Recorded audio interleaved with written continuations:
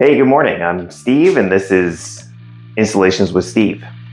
What we're going to be doing today is a PAX built-in wardrobe project. It's going to be in the spare bedroom, which is sort of a dumping ground. And the client, aka my wife, wants to make this her office/closet. What we need to do is put PAX here. I've already planned it out and ordered them. They're in the other room. And we're gonna put a PAX wardrobe here. We're gonna make them look built in. I'm not 100% sure of the full layout of the plan in terms of making them look built in. So we're gonna get the cabinets built and in place. And from there, we're gonna sort of ideate and figure out how to make them look beautiful. We might put some floating shelves, things like that, and make them look, fully built in. And also integrated into what will be her office as well. So we're gonna have them all enclosed with doors. So step one is gonna be finish our coffee and clear the room and get the cabinets built. And then we're gonna go from there. So let's get going. Okay, this is weird. I've never got one of the less deep PAX wardrobes. This is 15 inches deep, and this is the first time I'm using it to get mounted to the wall. First time I've unboxed it, you look here, I think this is all constructed as one piece and you fold it open, so you don't even need to assemble it. So let's do that. Okay, yeah, this is a first for me. It is all built and it folds open like a book, which is very bizarre. How the hell does this work? Let's see, the instructions are not very clear at all. They don't show anything. Oh wait. Okay, that goes like that. I read the instructions and I realize now that you have to build, I've never done this type of PAX. I've built a million of the other kind. It folds open. You're supposed to build it standing up.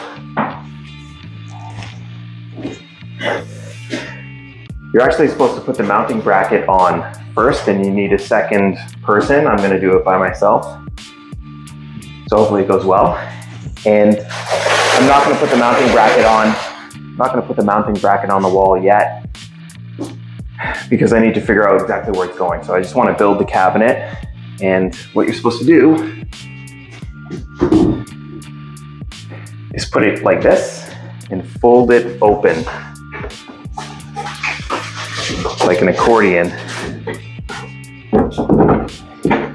which again, this is a first for me. Take these black pieces of hardware here and click them into the grooves, and that's how you fasten the kick plate and bottom shelves. They also have a height adjustment for your floors. Keep them level.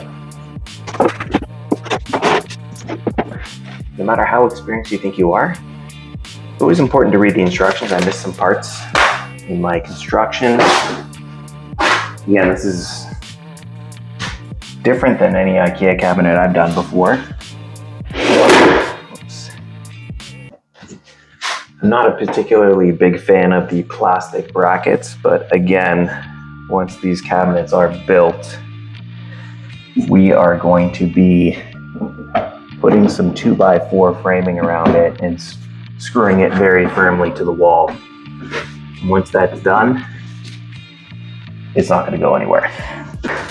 Okay, another thing is they want this back panel to be attached to the kick plate here with these plastic tabs, which are, quite frankly, garbage. Use some good old-fashioned Robertson screws.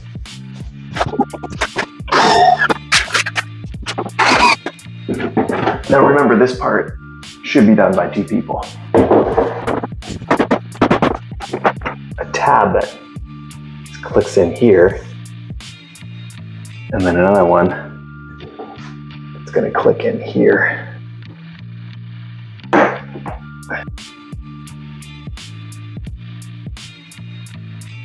I have the cabinets constructed and pretty much in place where I want them. What I'm going to be doing is I'm going to add a 2x4 piece of strapping on this wall that I'm going to connect this cabinet to. It's exactly 1.5 inches out from the wall. So once I do that, it'll be nice and flush. We'll connect the cabinets together, and then I'm also going to put some strapping on the back wall to fasten it all up against the wall nice and level. This is 1.5 inches thick pre-primed trim, and we're going to be putting it to fill the gap, and then we'll be painting and doing caulking to finish it up. Along the top, we're going to take some crown molding of some sort. Here is what the side of the PAX looks like. It is standing level, and it's kicked out from the wall pretty much exactly 1.5 inches, which is perfect for putting up a 2x4 strapping. 2x4 is 1.5 inches thick. The reason why I want to do that is because even though this is semi-permanent, I don't want to cut out this trim work. It's too nice to do that, and in the future, if we rearrange the room, whoever removes this wardrobe is going to have a problem to deal with. So if we can work around it, let's do that instead. Some strapping on the wall, and then we'll put a full side panel along this side and cut it around the trim work. That's done, it will look like a true built-in.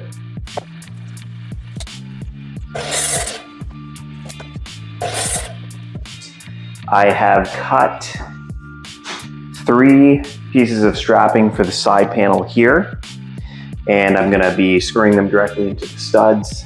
And I've also cut 1 long piece of strapping for the back, and we are going to be screwing that strapping into the wall for the cabinets to be mounted to. Once that's done, we'll trim it in. But we're going to start with finding the studs and screwing these pieces of strapping in so they're nice and solid. I have my stud finder and my trusty pencil. There's going to be a stud in the back corner here for sure. And we just need to find a second stud to screw into, just so it's nice and solid.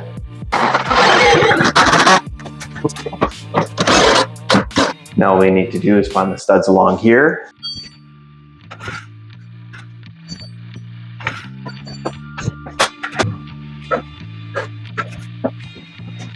Let me check level.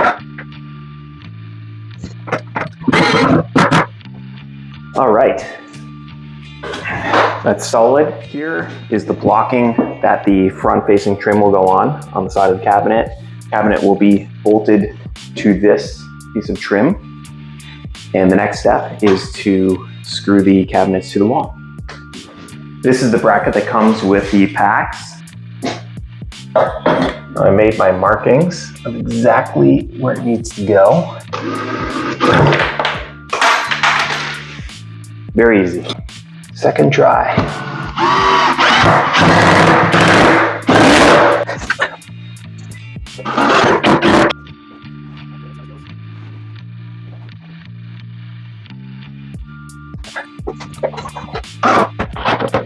And this way. This is the gear washer, and then there's a plate. And you can see the bracket is screwed directly into this wood cleat on both sides. Very secure. This is the side profile view. And that's the bottom there. There is going to be an outlet that's covered up, but what we're going to do is we're going to measure that out, and we're going to cut the back panel so we can access that if need be.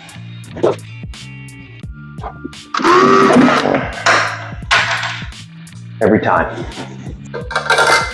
Here we go. You can tell it's near the end of the day. I have a 12-year-old son who didn't do his homework. A lot of tension in the house.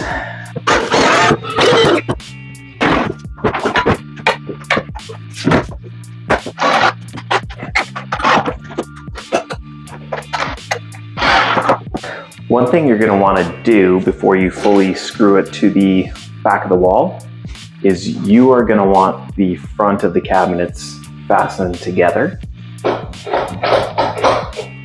And what I like to do is just loosen it, get them where they need to be, and then screw them together nice and flush.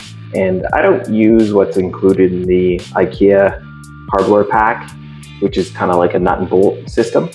Just use some cabinet screws and they do the job. And as you go throughout this process, you want to take a fairly long level and just periodically check, make sure everything is the way it is meant to be. That way when you're putting all the doors and accessories in, everything goes in nicely. Actually, when you're screwing the cabinets together, you want to make sure your screw is no more than 1.5 inches thick, otherwise you'll come out through the other end, which I've done before.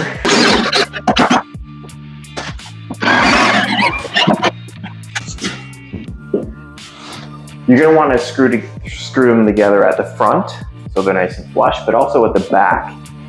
Sometimes you can get them flush at the front and then only to realize that there's a gigantic gap in the back portion of the cabinets, and when they're not, when they're kind of connected in a V form, it will mess up the doors and everything you put into the wardrobe.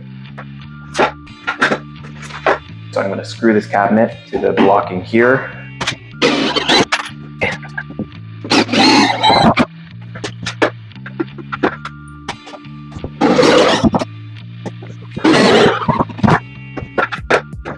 This blocking is going on the top of this cabinet. It is what we're going to adhere the molding to on the top. Let's install that. Let me just use a little spacer here. Screw it in just with a couple normal 1.5 inch screws.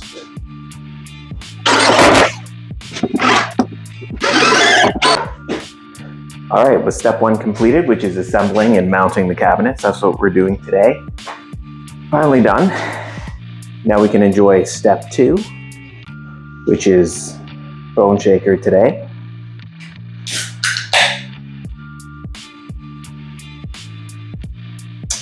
It's good. I'll give you a rundown of what we did. We constructed the cabinets, which I discovered are essentially origami paper cabinets that fold out, which is fine because what we did was we put some strapping on the wall, bolted it directly to the wall.